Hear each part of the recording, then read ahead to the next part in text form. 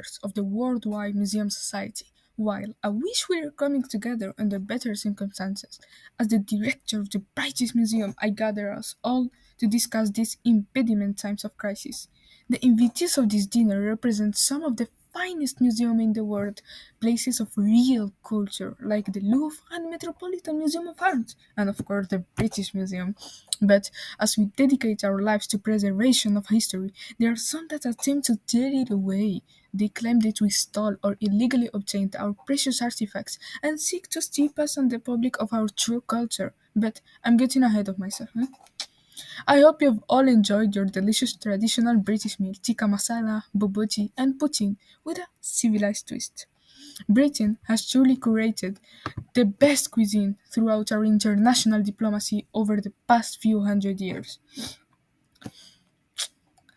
It is true that many local museums are demanding artifacts from their countries to be returned, but unfortunately for them, the old children's adage sums it up best: finders keepers, losers sweepers. We clearly found and discovered the true value of the subjects, a failure on their part, that you would think they would get over by now. If they had truly cared about preserving artifacts, maybe they would have made them a bit harder to take in the first place. Besides, as the cultural hubs of the world, our cities are just more important than their primitive townships. Truly, how would anyone go about visiting Nigeria or Rapa Nui? Surely our 6 million annual visitors will agree that there simply is no better place to displace our little or idyllic big slice of the world since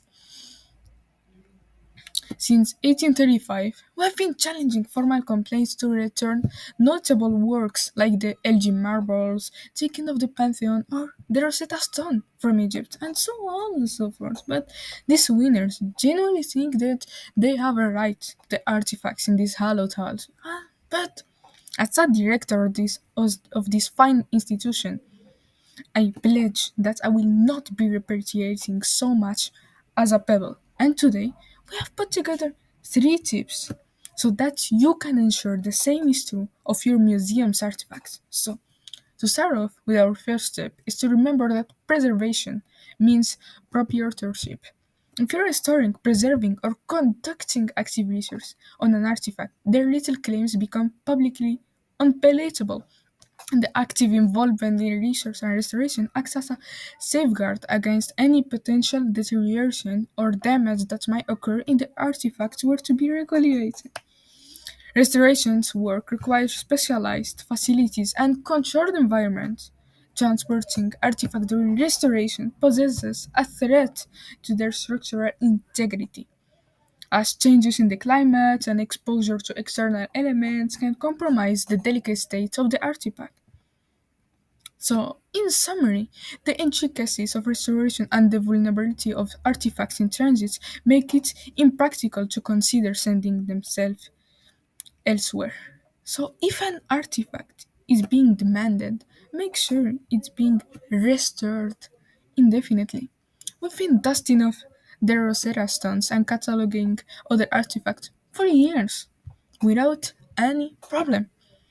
Our second tip is Artifacts Loaning Program. Imagine implementing a revolutionary artifact exchange program where our prized possessions become cultural ambassadors, traversing the globe on a semester abroad. This approach not only allows these artifacts to experience the rich tapestry of their origin, but also captures the imaginations of audiences worldwide. But as they embark on this journey, the spotlight on our museum grows and draws in visitors eager to witness the international adventures of these cultural treasures. It will be a symbiotic relationship, a global tour that not only educates but captivates, ensuring our artifacts remain at the forefront of cultural exploration. But in the event that repatriation becomes a necessity, let's turn it into a fair and diplomatic exchange. If a country wishes to reclaim a piece, we can negotiate a swap, ensuring that they provide us with an artifact of equal value in return.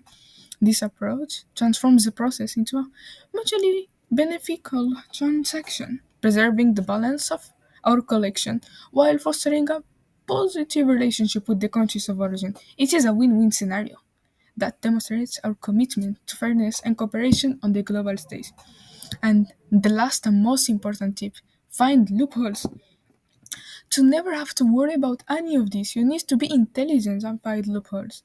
The British Museums anticipated all of these problems, so it currently has to follow the law of 1963 that was approved by the British Parliament, in which it states that it is forbidden for the British Museum from disposing of any of their pieces. When the only resource is creating a law, check with your government and maybe slide a couple of pounds under the table. But on top of that, here is a hidden tip. To accomplish having laws that prevent repatriation, political connection come in handy. And it is an art that cannot be understood. These connections become invaluable, ensuring that the wheels of bureaucracy turn in our favor. As we continue our endeavors, remember that in the intricate world of museum diplomacy, networks are just as crucial as knowledge. So, let's transform this repatriation narrative into a compelling conservation history.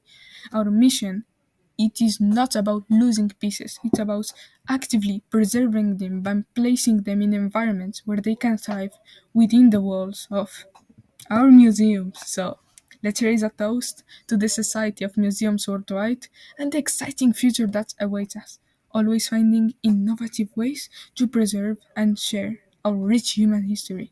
Cheers.